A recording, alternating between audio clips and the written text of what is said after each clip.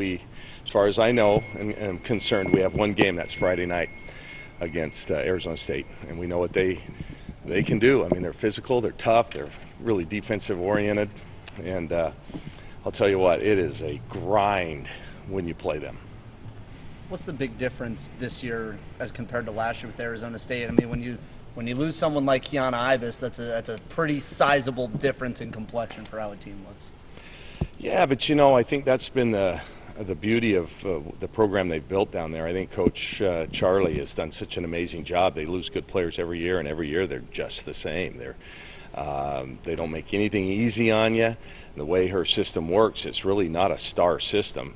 They'll have 10, 12 players that will all play. They'll all play double-figure minutes, and they can all contribute in some form or fashion. So, yeah, they lose good players, but if you look at her track record and her I think she's probably a Hall of Fame coach. I think second to Tara in Pac-12 wins career-wise, and she just keeps doing it. They're tough out every year as far as the atmosphere goes, and Adia over in Tucson did the challenge thing in the WNIT, and they ended up selling out the McHale Center. I mean, for your freshmen, how much of a trial by fire is this going to be, where you're going to two pretty raucous environments to open up Pac-12 play? Yeah, well, not to get too far ahead of ourselves, but yeah, you look at Arizona, they're first in the nation in scoring defense. We're first in the nation in scoring offense. There's a 42-point-something% or point difference in there. So obviously a contrast of styles, but at the same time, Arizona State is top 25 in defense, and guess who also is in the top 25 in the nation right now in defense, and that's the Ducks. So I think we can go on the road and play really good defense. Our last 5 games, we're only giving up about 46, 47 a game. So we've gotten better in that area. So we don't need to try to score 60 to win a game. I think we can do it at the defensive end. Got a lot of pride in saying it's a top 25 in defense, given what you said this defense might look like. Andrew, you know why? Why is that? Because since I've been here, we've never been in the top 25 of any defensive category. So it's an area we've really tried to focus on. I think we're getting better. I think our team is buying into it a little bit more. And I think we're realizing that when we play good defense, it actually translates to easier baskets and better offense. You talk about Minyon's role in that. Just how much of a key has she played in that? I think Minyon has played a huge role in that. She can neutralize the point guard on the other team. She can slow them down in transition. She helps us with tempo. She is a tough as nails player. Plus, I think just the way she talks and gets everybody excited about playing defense, I think has really helped. So, yeah, Minyon, there's no question she's the key, but not the only key. I think, everybody has stepped it up. Are there players that have responded the best to her leadership, you think, that she's really helped elevate their game? Yeah, well, I think she's elevated everybody's game to some degree, but in particular, we've had some defensive liabilities, and I won't say their names, but I don't think we have actually a weak link anymore defensively. I think we're still not the world's best defensive team, but I think we're adequate and we're getting better, and I think she has elevated a few of our players. And you know what? With her kind of quickness, she makes up for mistakes that others make. Because she can, suddenly, take a charge, or when one of our players gets beat on the wing, because she's just got that knack about her. So if your team has that character, is a matchup with Arizona State less a contrast in styles than it might have been in past years? We still play the offensive end. That's what we're known for, and we do it quite well. So it's still a definite contrast. There's no question about it. But I'm just saying we can rely now on both sides of the floor. Sure, you don't want to name the names of the defensive liabilities. No, normally, if this wasn't on record, I would say I don't want to, name any names except blah blah blah blah. But I can't do that, and I won't do that. Obviously. You can do your own homework. We'll make it up, because that's what we do, right? Obviously, great athletes are never satisfied. So do you attribute it all to you're filled with great athletes who kind of always want to be better, even when they're really already good?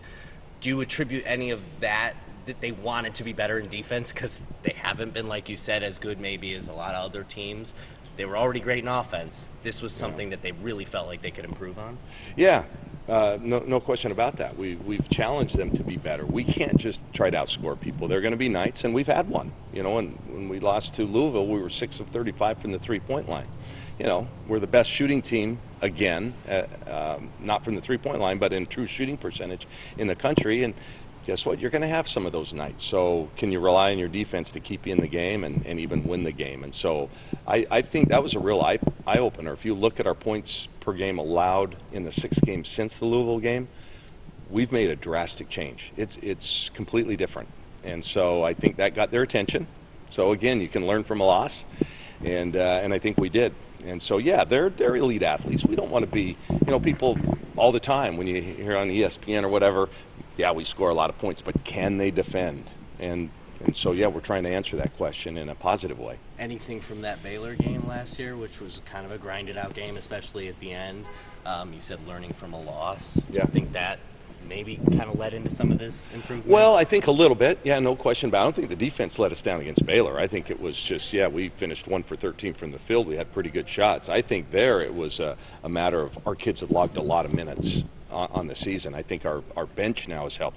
You know, Sabrina doesn't have to play 40 minutes a night. In fact, she's barely getting 30 minutes a night right now and still putting up the numbers that she has. But no question about it.